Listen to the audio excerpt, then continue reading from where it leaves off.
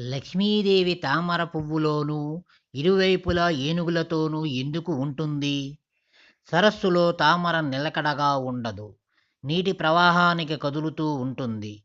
తాను నిలకడగా లేని దానిని అని చెప్పటమే లక్ష్మీదేవి తామర పువ్వులో కొలువై ఉండటము. ఇరువైపులా ఏనుగుల అర్థం ధనబలము, గజబలము వంటిదని అర్థం చేసుకోమని పరమార్థం. తన సంచలత్వాన్ని తెలియచెప్పే ఉద్దేశము నీటిలో ఉన్న కలువ పువ్వుని ఆసనంగా చేసుకోవటము. సరస్వతీదేవి రాతి మీద ఎందుకు కూర్చుంటుంది?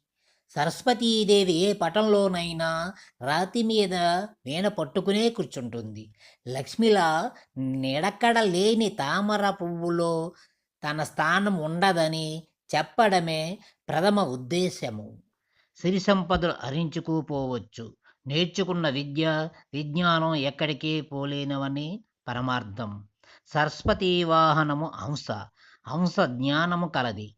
పాలు నీళ్లు కలిపి దాని ముందు ఉంచితే పాలని మాత్రమే స్వీకరిస్తుంది. అనగా విజ్ఞానం వల్ల ఏదైనా సాధించవచ్చునని. అలాగే నెమలి సృష్టితత్వానికి వ్యతిరేకంగా సంగమం లేకుండా మగ నెమలి కంటీటి నీరు త్రాగి గర్భం ధరిస్తుంది.